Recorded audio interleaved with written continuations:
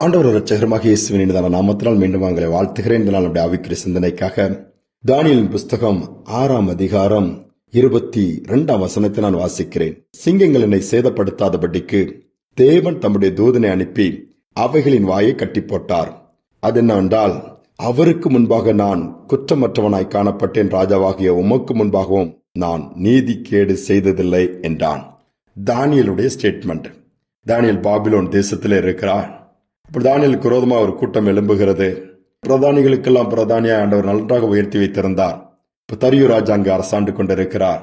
அப்படி எப்படியாவது தானியேலை பழிவாங்க பல விதத்தில் முயற்சி எடுத்தார்கள். இவன் எல்லாவற்றிலும் நேர்மையாய் உண்மை உத்தமமா இருந்தபடியினால் எந்த குற்றமும் கண்டுபிடிக்க முடியவில்லை. கடைசியிலே ஆண்டவரை தேடுகிற விஷயத்திலே குற்றம் கண்டுபிடிக்க முடியாது. ராஜாவிடம் போய் ராஜாவை ஏமாற்றி பத்திரத்துக்கு அதாவது ஒரு முத்திரையும் வாங்கிவிட்டார்கள். சட்டம் இயற்றப்பட்டு விட்டது. 30 நாட்கள் ராஜாவை தவிர யாரும் யாரையும் தேடக்கூடாது, வணங்கக்கூடாது. ஆனால் தானியேல் அதை குறித்து கவலைப்படவில்லை. உன்னதமான தேவனை நோக்கி விண்ணப்பம் பண்ணுகிறார். செய்த வண்ணமாகவே ஜெபித்து வருகிறார். இதனால் கண்டுபிடிக்கிறார்கள், தானியேல் சிங்கக்கபிலை போட வேண்டிய ஒரு நிலைமை வந்துவது. சட்டத்தை மாற்ற முடியாது, சிங்கக்கபிலை போட்டு விடுகிறார்கள். அப்பொழுது சிங்கங்கள் ஒன்றுமே செய்யவில்லை என்று வேதம் சொல்லுகிறது. சிங்கக்கபில் போட்டவுடனே சத்துருக்கள் நினைத்தார்கள் தானியேலின் வாழ்க்கை முடிஞ்சு போச்சுன்னு சொல்லி. இல்லை, சிங்கக்கபில் போட்ட யாரும் தப்பினதில்லை. ஆனால் தானியேலை அந்த சிங்கங்கள் ஒன்றுமே செய்யவில்லை. கர்த்தர் அந்த சிங்கங்களின் வாயை கட்டி போடுகிறார். அடுத்த நாள் ராஜா வந்து காலமே கூப்பிடுகிறான். தானியேல் வெளியே தூக்கி விடப்படுகிறான். சத்துருக்களை அவனுக்கு விரோதமாய் குற்றம் சாட்டினவர்கள் சிங்கக்கபில் போடுகிறார்கள். குடும்பமாய் தூக்கி போடும் பொழுது அவர்கள் கீழே போய் சேரதுக்குள்ளே சிங்கங்கள் அவர் மேல் பாய்ந்து அவர்களை ஒன்றுமில்லாமல் பண்ணிவிட்டது. சிங்கங்களின் வாயை கட்டி போடுகிறவர் ஒருவேளை முடிஞ்சு போச்சுன்னு நீங்க சொல்றீங்களா? இல்ல, மற்றவங்களாம் நினைக்கலாம் சத்துருக்களின் எவ்வளவுதான் மாட்டிட்டாங்கன்னு சொல்லி. முடியாது. கர்த்தர் அதிலிருந்து விடுவித்து உயர்த்துவார். தானியேலை என்னமாய் கர்த்தர் உயர்த்த ஆரம்பித்து விட்டார். ஆப்பிரிக்கா தேசத்துல காடுகள் நிறைந்த பகுதியில் ஒரு ஊழியம் செய்யும்படியா போகிறார். அப்பொழுது ஒரு பயங்கரமான கர்ச்சிக்கிற சிங்கம் எதிராக வருகிறது. இவருக்கு என்ன செய்வதென்று தெரியவில்லை. ஒரு பக்கம் பயம் வந்தாலும் அடுத்தால விசுவாசத்தை வர வைத்துக் கொண்டே நேராக சிங்கத்தை பார்த்து பேசினார். சிங்கமே, உனக்கும் தேவன் ஒருவர் தான், அந்த தேவன் தான் என்னுடைய தேவன். உன்னை உருவாக்கினவர் அவர்தான், என்னை உருவாக்கினவரும் அவர்தான். நாம் 2 பேரும் ஆண்டவரால் படைக்கப்பட்டவர்கள். அதனால் இந்த நாளிலும் நீ உன் வேலை பார்த்து நீ அந்த லைன்ல போயிரு, நான் என் வேலையை என்னுடைய வழியிலே போகிறேன் சொல்லிவிட்டு அடுத்த ஆண்டவரை நோக்கி கூப்பிட்டாராம். ஆண்டவரே, இந்த சிங்கத்தின் கைக்கு தப்புவிக்க நீர் வல்லவராய் இருக்கிறீர். அந்த தானியேலை நீர் தப்புவித்து என்னுடைய வார்த்தை சொல்கிறது அவண்ணமாகவே இந்த சிங்கத்தின் வாய்க்கும் இதனுடைய கைக்கு என்னை தப்புவீங்கன்னு சொல்லி கேட்கும் பொழுது அந்த சிங்கம் அருகில் வந்ததாம்.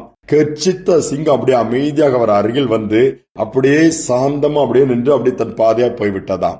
ஒன்றுமே செய்யவில்லையாம். பாருங்கள், ஊழியர் சந்தோஷமா ஆண்டவருக்கு நன்றி சொல்லி மகிமைப்படுத்திக் கொண்டு தன்னுடைய ஊழியத்தை தொடர்ந்தாராம்.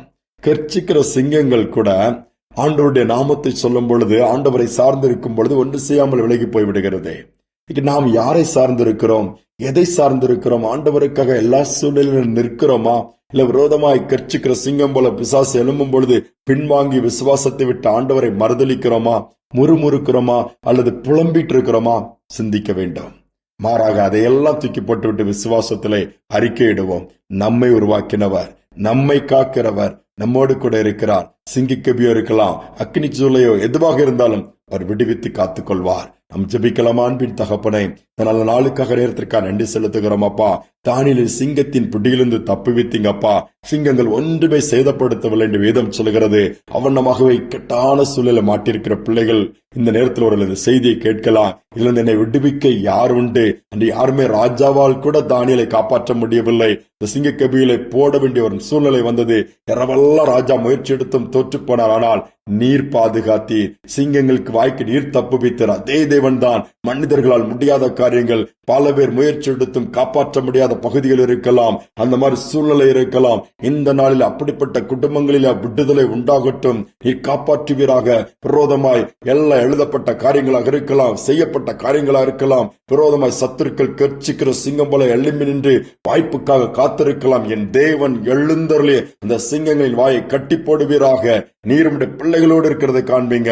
இந்த நாளிலே சிங்கங்களின் மேல் ஜெயம் எடுக்கிற நாளா பிள்ளைகள் ஒவ்வொருவருக்கும் மாற்றிக் கொடுப்பீராக. தாழ்த்தி ஒப்புக் கொடுக்கிறேன். துதி கனமகிமை ஏற்றுக்கொள்ளும் இயேசுவின் நாமத்தில் வேண்டிக் கொள்கிற நல்ல பிதாவே, ஆமேன், ஆமேன். சிங்கத்தின் வாய்க்கு தப்புவித்த தேவன் நம்மோடு கூட இருக்கிறார்.